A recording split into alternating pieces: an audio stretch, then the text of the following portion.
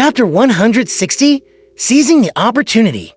Tuesday morning. Having completed his mysticism curriculum, Klein didn't look for a quiet corner to read comparison of ancient and modern names or Nighthawk's case compendium, and instead stayed in the break room to play cards with Leonard, Kenley, and Royale. I only told Mr. Azek to create an opportunity for me to take sealed artifact 3078 out. It'll still depend on my improvisation skills. To seize the opportunity, Klein's mind wasn't on his cards, so he played terribly. He lost 5 solely in an hour, and he felt the pinch. He planned to concentrate on the game to recover some of his cash.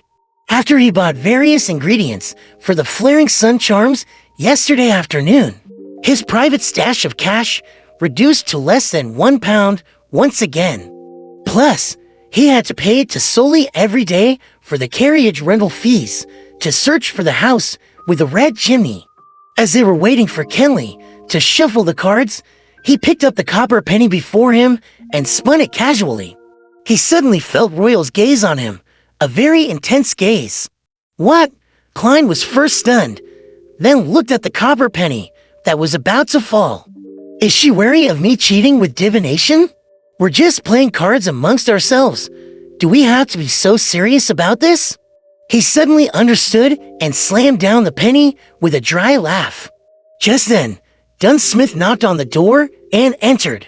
He looked around and said, "There's a situation in Morristown. Leonard, please handle it." Morristown?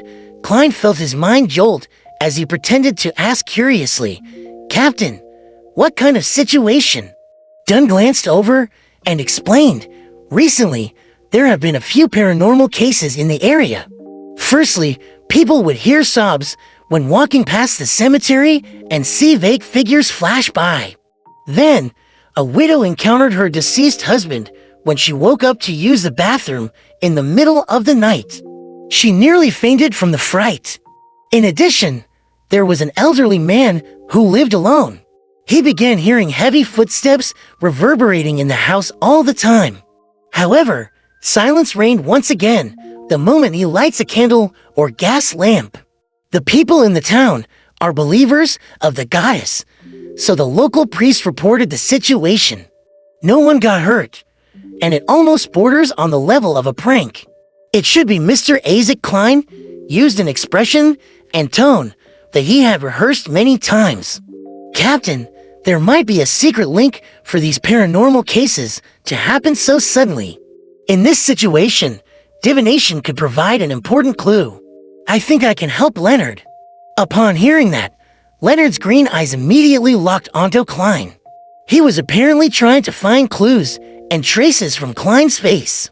Dunn nodded first, but remained quiet and hesitant. When Klein saw the captain's response, he immediately added, "Some of these things might require ritualistic magic to purify them." "Makes sense," Dunn thought and said, "You and Leonard will head to Morristown then." Without anyone saying anything else, he additionally added, "HMM, you won't be able to make it for your combat training in the afternoon. I'll send someone to inform Gawain." Phew, the first step is complete. Klein silently let out a sigh. He quickly packed away his solely and pence. Then, he suddenly paused and looked sideways at Dunn. He said solemnly, "Captain, I think we should prepare for the worst. If there's a powerful wraith behind the paranormal events, it might be very dangerous for only Leonard and I. Plus, it takes 2 or 3 hours to get to Morristown, right? Even if we managed to send a telegram to request for backup in time, we would still have to hold out for quite a while." So, Dunn interrupted, "I want to get the assistance of another teammate." Klein pretended to think for a moment and said, "And, according to the rules, a mission with 3 or more Nighthawks involved can apply for a level 3 sealed artifact. Yes, 30782 is most suited for this job." Upon hearing that, Leonard laughed and said, "Exactly your style. Careful, cautious, taking no risks. You seem to be implying that I'm a coward. I'm a person who looked directly at the eternal blazing sun. Klein pretended that he didn't hear Leonard and earnestly looked at Dunsmith. "Captain, what do you think? We should really take extra care against any accidents. There have been too many coincidences lately." Dunn nodded thoughtfully and looked at the other two teammates. Kenley joined Leonard and Klein on their trip to Morristown. "Oh, hurry up and write an application. After I sign it, retrieve sealed artifact 30782 from Janus Gate."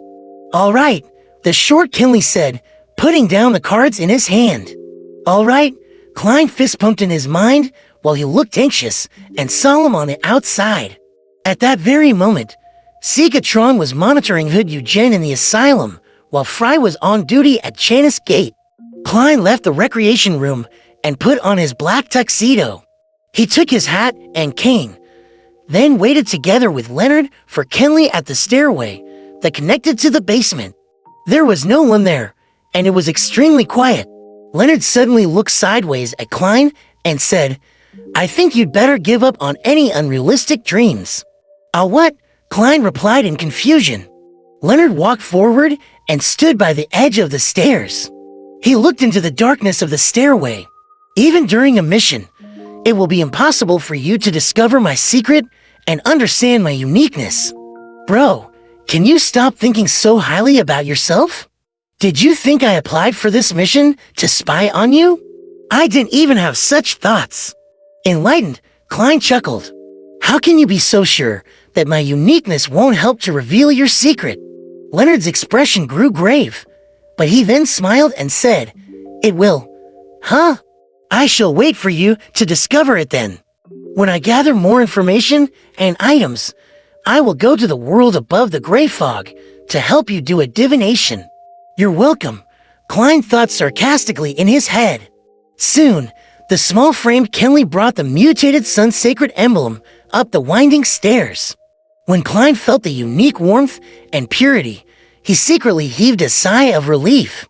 He knew that he had finally completed the very first and most difficult step in his plan of siphoning the powers of the eternal blazing sun's divine blood.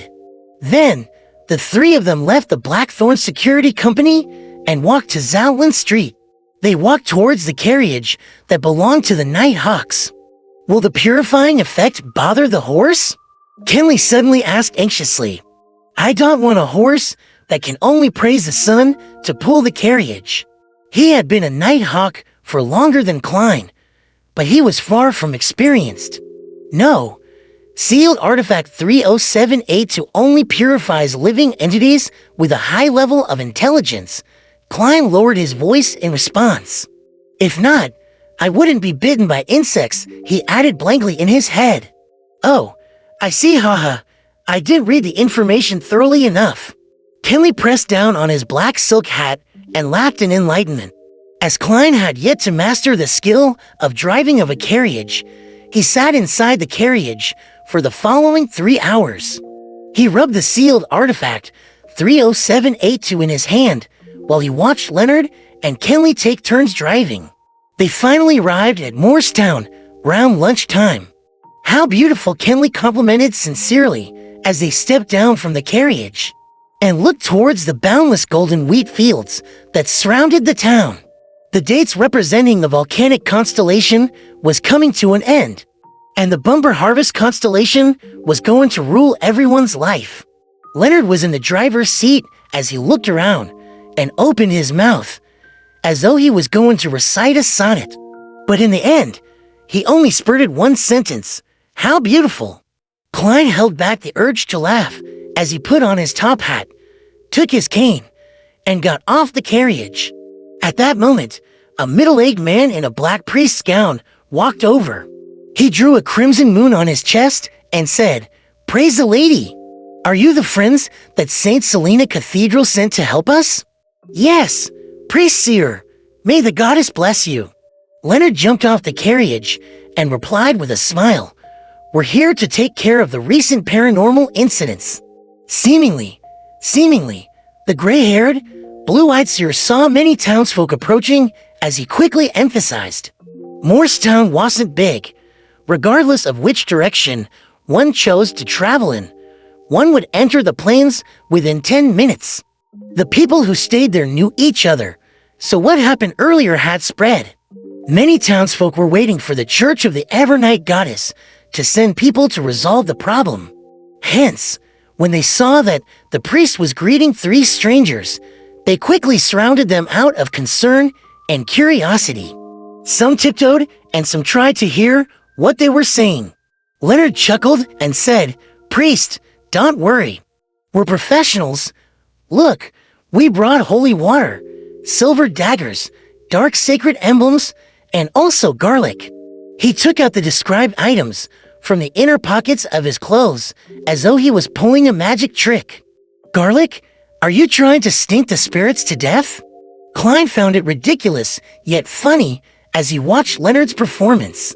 Cyr wore a look of confusion, and he even started to suspect that the St. Selena Cathedral had sent over a bunch of frauds. The citizens who surrounded them revealed gratified smiles, as though they were finally in safe hands. Leonard got close to Priest Cyr and explained softly into his ear, "They believe in these things." Without waiting for the priest's reply, he added, "Let's have lunch at the church first. Then, we shall take care of those matters." Yes, lunch is very important when those paranormal incidents are taken care of. It'll be time to take turns looking after sealed artifact 30782. And also the opportunity for me to make flaring sun charms, hopefully. Everything goes smoothly, of course. Making flaring sun charms during the daytime would get the best results, Klein thought, brimming with anticipation.